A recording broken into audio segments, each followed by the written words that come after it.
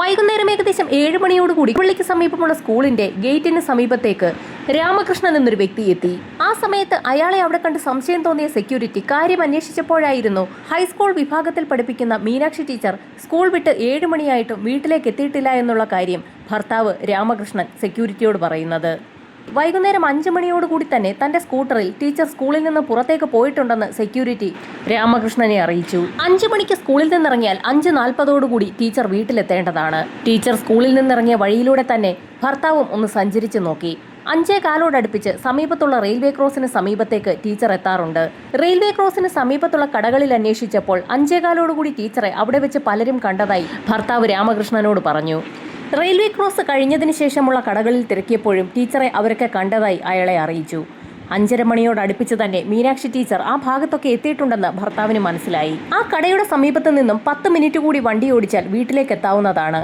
ആ 10 മിനിറ്റ് ദൂരത്തിനിടയിൽ ടീച്ചർക്ക് എന്ത് സംഭവിച്ചു കാണുമെന്ന് രാമകൃഷ്ണന് സംശയം തോന്നി. ഒരുപക്ഷെ മറ്റെവിടെയെങ്കിലും കയറിയതിനു ശേഷം ടീച്ചർ വീട്ടിലേക്ക് എത്തിയിട്ടുണ്ടാവുമെന്ന് കരുതി രാമകൃഷ്ണൻ അതിവേഗതയിൽ വീട്ടിലേക്കെത്തി.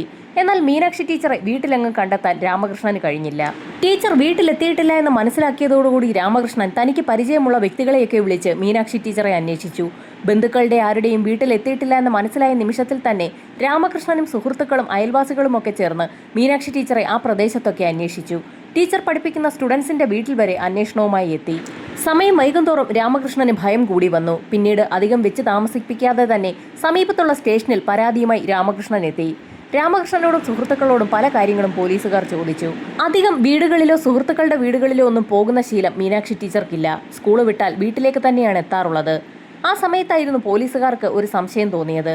അതീവ സുന്ദരിയായ മീനാക്ഷി ടീച്ചർക്ക് ആരോടെങ്കിലും അടുപ്പമുണ്ടായിരുന്നെങ്കിൽ അവരാർക്കെങ്കിലും ഒപ്പം ഒളിച്ചോടിപ്പോകാൻ ഒരു സാധ്യത ഉണ്ടായിരിക്കുമോ എന്നുള്ളതായിരുന്നു പോലീസിന്റെ സംശയം. എന്നാൽ പോലീസിന്റെ ആ സംശയത്തിന് എല്ലാ ആളുകളും ഒരേ സ്വരത്തിൽ തന്നെയാണ് മറുപടി പറഞ്ഞത്. ടീച്ചർ അത്തരക്കാരിയല്ല. തീർത്തും നല്ല സ്വഭാവമുള്ള ഒരു വ്യക്തിത്വത്തിന് ഉടമ കൂടിയായിരുന്നു മീനാക്ഷി ടീച്ചർ. അതുകൊണ്ട് അങ്ങനെ ഒരു സംശയം തങ്ങൾക്കാർക്കുമില്ല എന്നും അത്തരത്തിൽ പോലീസുകാരും സംശയിക്കേണ്ടതില്ല എന്നും മീനാക്ഷിയുടെ ഭർത്താവ് ഉൾപ്പെടെ പോലീസുകാരോട് പറഞ്ഞു. പരാതി ഫയലിൽ സ്വീകരിച്ച പോലീസ് സംഘം അന്വേഷണത്തിന് ഉത്തരവിട്ടു. തൊട്ടടുത്ത ദിവസം തന്നെ SI ഉൾപ്പെടുന്ന സംഘം സ്കൂളിലെത്തി ഒരു അന്വേഷണം നടത്തി. സ്കൂളിൽ നിന്നും 5 മണിയോടുകൂടി ടീച്ചർ വീട്ടിലേക്ക് പോയി എന്നാണ് പോലീസുകാർക്ക് കിട്ടിയ വിവരം.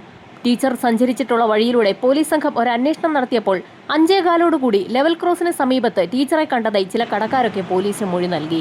പോലീസ് അന്വേഷണം പുരോഗമിക്കുന്നതിനിടയിൽ എല്ലാ ദിവസവും രാമകൃഷ്ണൻ പോലീസ് സ്റ്റേഷനിലേക്ക് എത്തി മീനാക്ഷി ടീച്ചറെ കുറിച്ച് എന്തെങ്കിലും വിവരം ലഭിച്ചോ എന്നുള്ള കാര്യം അന്വേഷിക്കുന്നത് പതിവാക്കി. പോലീസ് അന്വേഷണം പുരോഗമിക്കുന്നതിനിടയിലായിരുന്നു ഒരു ദിവസം പോലീസ് സ്റ്റേഷനിൽ നിന്നും രാമകൃഷ്ണനെ തേടി ഒരു ഫോൺ കോൾ എത്തിയത്. മീനാക്ഷി ടീച്ചറുടേതെന്ന് തോന്നിക്കുന്ന ഒരു മൃതദേഹം കണ്ടുകിട്ടിയിട്ടുണ്ടെന്നും രാമകൃഷ്ണൻ എത്രയും വേഗം തന്നെ സ്റ്റേഷനിലേക്ക് എത്തണമെന്നുമാണ് SI അറിയിച്ചത്. പറഞ്ഞതനുസരിച്ച് രാമകൃഷ്ണൻ സ്റ്റേഷനിലേക്ക് എത്തുകയും പോലീസുകാർക്കൊപ്പം മെഡിക്കൽ കോളേജിലേക്ക് പുറപ്പെടുകയും ചെയ്തു. മോർച്ചറിയുടെ വാതിൽക്കലെത്തിയ നിമിഷത്തിൽ തന്നെ എന്ത് ചെയ്യണമെന്നറിയാതെ രാമകൃഷ്ണൻ പൊട്ടിക്കരഞ്ഞു തുടങ്ങി. എന്നാൽ അപ്രതീക്ഷിതമായ കാര്യങ്ങളാണ് അവിടെ സംഭവിച്ചത്. മോർച്ചറിക്കുള്ളിലേക്ക് കയറി മൃതദേഹം തിരിച്ചറിയുന്ന നിമിഷത്തിൽ തന്നെ രാമകൃഷ്ണന് ഒരു കാര്യം വ്യക്തമായി. അത് മീനാക്ഷി ടീച്ചർ അല്ല. അയാൾ അക്കാര്യം പോലീസുകാരെ അറിയിക്കുകയും ചെയ്തു. പോകെ പോകെ രാമകൃഷ്ണന് ഒരു കാര്യം വ്യക്തമായി. അജ്ഞാത മൃതദേഹങ്ങൾ കണ്ടെത്തുമ്പോൾ മാത്രമാണ് പോലീസുകാർ രാമകൃഷ്ണനെ വിളിച്ച് ബോഡി തിരിച്ചറിയുന്നതിന് വേണ്ടി എത്തണമെന്ന് പറയുന്നത്. അല്ലാതെ പോലീസിന്റെ ഭാഗത്തു നിന്നും കാര്യമായ അന്വേഷണമൊന്നും ഉണ്ടാകുന്നില്ല എന്നുള്ള കാര്യം രാമകൃഷ്ണന് വ്യക്തമായി. മീനാക്ഷി ടീച്ചറുടെ തിരോധാനവുമായി ബന്ധപ്പെട്ട് സ്കൂളിൽ നിന്നും പല മേഖലകളിലേക്ക് പരാതികൾ നൽകിയിട്ടുണ്ട്. എന്നിട്ടും അന്വേഷണം എങ്ങും എത്താത്ത സാഹചര്യത്തിൽ രാമകൃഷ്ണൻ തനിക്ക് പരിചയമുള്ള ഒരു അഡ്വക്കേറ്റിനെ കാണുകയും ഹൈക്കോടതിയിൽ ഒരു ഹേബിയസ് കോർപ്പസ് ഹർജി ഫയൽ ചെയ്യുകയും ചെയ്തു. രാമകൃഷ്ണന്റെ ആ ഇടപെടൽ ഫലം കണ്ടു. ഹൈക്കോടതി കേസ് അന്വേഷണം ലോക്കൽ പോലീസിൽ നിന്നും ക്രൈംബ്രാഞ്ചിലേക്ക് മാറ്റി നൽകി. ഗവൺമെന്റ് ഹൈസ്കൂളിലെ ഒരു ടീച്ചറെയാണ് കാണാതെയായിട്ടുള്ളത്. കേസന്വേഷണവുമായി ബന്ധപ്പെട്ട കേസ് ഡയറി ലോക്കൽ പോലീസിനോട് കോടതിയിലേക്ക് ഹാജരാക്കാൻ ഹൈക്കോടതി ആവശ്യപ്പെട്ട സാഹചര്യത്തിൽ കേസന്വേഷണം പൂർത്തിയാക്കിയ ഫയൽ കോടതിയിൽ സമർപ്പിക്കപ്പെട്ടു. ആ ഫയൽ വിശദമായി പരിശോധിച്ച കോടതി ഞെട്ടിപ്പോയി. കാര്യമായ ഒരു അന്വേഷണവും പോലീസിന്റെ ഭാഗത്തു നിന്നും ഉണ്ടായിട്ടില്ല. അവിടെ ചില കാട്ടിക്കൂട്ടലുകൾ നടത്തിയിട്ടുണ്ടെന്നല്ലാതെ അന്വേഷണമേ നടന്നിട്ടില്ല എന്നുള്ളതാണ് ചുരുക്കം. സർക്കാരിന്റെ നിർണായക ഇടപെടലിൽ അന്വേഷണം ക്രൈംബ്രാഞ്ച് സംഘം ഏറ്റെടുത്തു. ക്രൈംബ്രാഞ്ച് സംഘം മീനാക്ഷി ടീച്ചറുടെ തിരോധാനവുമായി ബന്ധപ്പെട്ട് അതുവരെ കളക്ട് ചെയ്തിട്ടുള്ള എല്ലാ വിവരങ്ങളും വിശദമായി തന്നെ പഠിച്ചു. വളരെ നിരുത്തരവാദപരമായ ഒരു കേസന്വേഷണമാണ് നടന്നിരിക്കുന്നതെന്ന് ക്രൈംബ്രാഞ്ചിന് വ്യക്തമായി. മീനാക്ഷി ടീച്ചറുടെ സ്കൂളിൽ നിന്നുള്ള അന്നത്തെ യാത്ര ക്രൈംബ്രാഞ്ച് സംഘം ഒന്നുകൂടി റീക്രിയേറ്റ് ചെയ്തു നോക്കി. സ്കൂളിൽ നിന്നിറങ്ങിയ ടീച്ചർ ലെവൽ ക്രോസ് വരെ എത്തിയിട്ടുണ്ട്. അവിടെയുള്ള കടക്കാർ ടീച്ചറിനെ കണ്ടിട്ടുമുണ്ട്. ലെവൽ ക്രോസിന് ശേഷം വീട്ടിലേക്ക് എത്തുന്ന ദൂരത്തിനിടയിലുള്ള ഭാഗത്ത് വെച്ചാണ് ടീച്ചർ മിസ്സായിരിക്കുന്നത്. ടീച്ചറെ കുറിച്ച് സ്കൂളിൽ ഒരു അന്വേഷണം നടത്തിയപ്പോൾ കൂടെയുള്ള സഹപ്രവർത്തകർ ചില കാര്യങ്ങളൊക്കെ പോലീസുകാരോട് പറഞ്ഞിട്ടുണ്ട്. ടീച്ചർ എല്ലായ്പ്പോഴും ആഭരണങ്ങൾ ധരിക്കുന്നതിൽ വളരെ ഇഷ്ടമുള്ള ഒരു വ്യക്തിയാണ്. നല്ല ഭംഗിയുള്ള വളകളും കമ്മലും മാലയും മോതിരവുമൊക്കെ അണിഞ്ഞു മാത്രമേ ടീച്ചർ സ്കൂളിലേക്ക് വരാറുള്ളൂ. എല്ലാ ദിവസവും ടീച്ചർ കൈവശമുള്ള ആഭരണങ്ങളൊക്കെ വസ്ത്രത്തിന് അനുയോജ്യമായി മാറി മാറി ഇട്ടുകൊണ്ടുവരിക പതിവായിരുന്നു. ധാരാളം സ്വർണ്ണാഭരണങ്ങൾ ധരിച്ചാണ് ടീച്ചർ സ്കൂളിലേക്ക് വരികയും പോവുകയും ചെയ്യുന്നതെന്ന് പോലീസിന് വ്യക്തമായി. ടീച്ചർ ആഭരണങ്ങളൊക്കെ ധരിക്കാറുണ്ടെന്നുള്ള കാര്യം സമീപത്തുള്ള കടക്കാരും ടീച്ചറിന്റെ ഭർത്താവുമൊക്കെ പോലീസിന് മൊഴി നൽകി. മോഷണ ശ്രമമാണോ ടീച്ചറുടെ തിരോധാനത്തിന് പിന്നിലെന്ന് പോലീസിന് സംശയം തോന്നി. ക്രൈംബ്രാഞ്ച് സംഘം ലെവൽ ക്രോസ് മുതൽ ടീച്ചറിന്റെ വീട് വരെയുള്ള സ്ഥലത്ത് വിശദമായ പരിശോധന തന്നെ നടത്തി. സമീപത്തുള്ള കിണറുകളിലും തോടുകളിലും വിശദമായ തിരച്ചിൽ തന്നെ നടത്തി. കാണാതായിരിക്കുന്നത് ടീച്ചറിനൊപ്പം ടീച്ചറുടെ വാഹനം കൂടിയാണ്. അതുകൊണ്ട് തന്നെ പാതാളക്കരണ്ടി ഉപയോഗിച്ചുള്ള ഒരു തിരച്ചിൽ കൂടിയാണ് ക്രൈംബ്രാഞ്ച് സംഘം നടത്തിയത്. ടീച്ചറിനൊപ്പം വാഹനം കൂടി മിസ്സായതിലാണ് പോലീസിന് കൂടുതൽ ദുരൂഹത തോന്നിയത്. വാഹനത്തോടുകൂടി ഒരാളെ എങ്ങനെ തട്ടിക്കൊണ്ടു പോകുമെന്നുള്ളതായിരുന്നു പോലീസിന്റെ സംശയം. പ്രദേശമാകെ അരിച്ചു പറക്കിയിട്ടും പ്രതീക്ഷയ്ക്ക് വക നൽകുന്ന ഒന്നും തന്നെ കണ്ടെത്താൻ ക്രൈംബ്രാഞ്ച് സംഘത്തിന് കഴിഞ്ഞില്ല. പ്രദേശത്തുള്ള തോടുകളും കുളങ്ങളും ഒക്കെ അരിച്ചു പറക്കിയ സമയത്തായിരുന്നു വാഴത്തോപ്പുകളും അതിനോട് ചേർന്നുള്ള കാട് പിടിച്ച പ്രദേശവും പോലീസ് സംഘത്തിന്റെ ശ്രദ്ധയിൽപ്പെട്ടത്. ആ വിജനമായ സ്ഥലത്തുകൂടി 5-6 മിനിറ്റ് കൂടി വാഹനം ഓടിച്ചെങ്കിൽ മാത്രമേ വീട്ടിലേക്ക് എത്തുകയുള്ളൂ. റോഡിന്റെ ഇരുവശങ്ങളിലുമുള്ള കാട് പിടിച്ച പ്രദേശവും പോലീസ് സംഘം വിശദമായ തിരച്ചിലിന് വിധേയമാക്കി. സമീപത്തുള്ള ജലാശയങ്ങളിൽ മുങ്ങൽ വിദഗ്ധരെ ഉപയോഗിച്ചുള്ള തിരച്ചിലും നടത്തി. എന്നിട്ടും പ്രതീക്ഷയ്ക്ക് വക നൽകുന്ന ഒന്നും തന്നെ കണ്ടെത്താൻ ക്രൈംബ്രാഞ്ച് സംഘത്തിന് കഴിഞ്ഞില്ല. മീനാക്ഷി ടീച്ചറെ കണ്ടെത്തി ജീവനോടെയോ അല്ലാതെയോ എത്രയും വേഗം കോടതിയിൽ വിവരം നൽകണമെന്നുള്ള ഉത്തരവാണ് കോടതി സർക്കാരിന് നൽകിയിരിക്കുന്നത്. ക്രൈംബ്രാഞ്ച് സംഘം എത്ര തിരച്ചിൽ നടത്തിയിട്ടും മീനാക്ഷി ടീച്ചറെയോ അവരുടെ വാഹനമോ കണ്ടെത്താൻ കഴിഞ്ഞില്ല. അങ്ങനെ ദിവസങ്ങൾ കടന്നു പോയപ്പോഴായിരുന്നു പോലീസ് സ്റ്റേഷനിലേക്ക് അപ്രതീക്ഷിതമായി ഒരു ഫോൺ കോൾ എത്തിയത്. ആ ഫോൺ കോളിന്റെ അടിസ്ഥാനത്തിൽ പോലീസ് സംഘവും നാട്ടുകാരും നേരത്തെ പോലീസ് സംഘം തിരച്ചിൽ നടത്തിയ ലെവൽ ക്രോസിന് സമീപമുള്ള വാഴത്തോപ്പിന് സമീപത്തേക്കാണ് ഓടിയെത്തിയത്. വാഴത്തോപ്പിന് സമീപം കൃഷിക്കാർ പുതിയ വാഴകൾ നടുന്നതിന് വേണ്ടി വാരമെടുക്കുകയായിരുന്നു. ഇതിനിടയിലാണ് ഒരു അസ്ഥികൂടം കൃഷിക്കാർക്ക് ലഭിച്ചത്. ആ വിവരമാണ് അവർ സ്റ്റേഷനിൽ വിളിച്ചറിയിച്ചത്.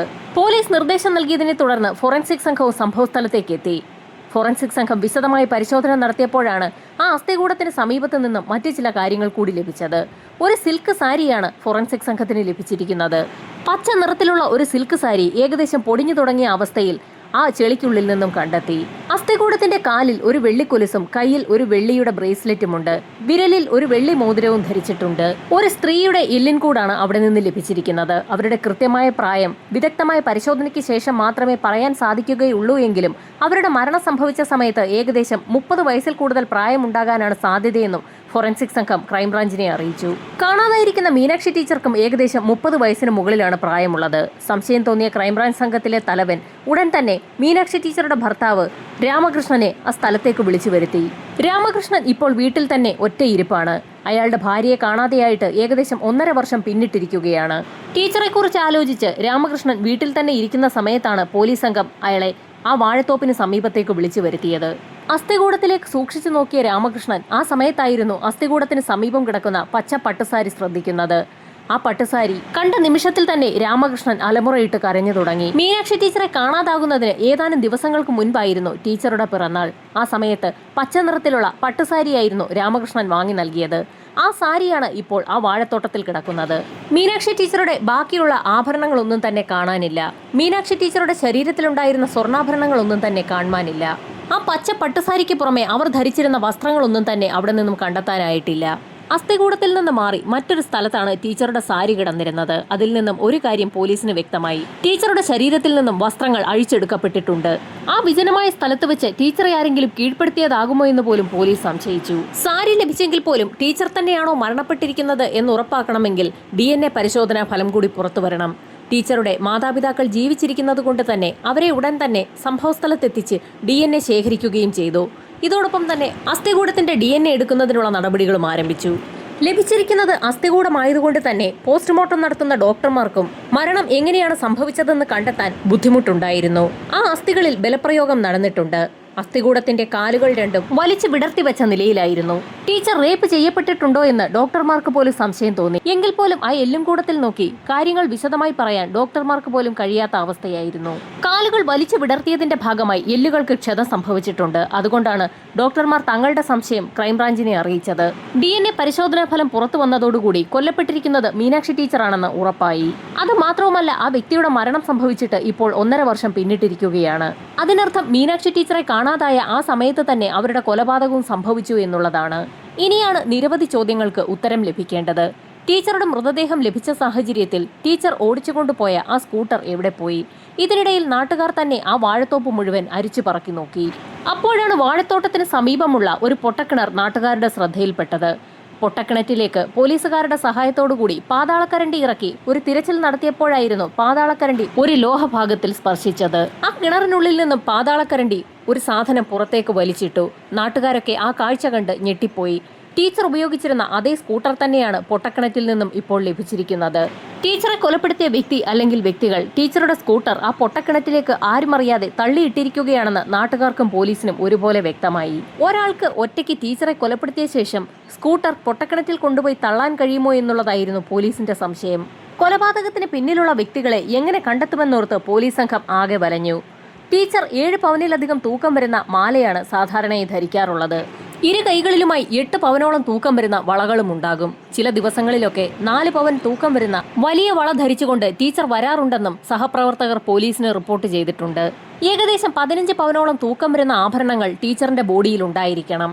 അപരിചിതരാണ് സംഭവത്തിന് പിന്നിലെങ്കിൽ അവർ കൊലപാതകം നടത്തി സ്വർണ്ണാഭരണവുമായി നാടുവിട്ടു പോയിട്ടുണ്ടാകാനാണ് സാധ്യതയെന്ന് പോലീസ് വിലയിരുത്തി.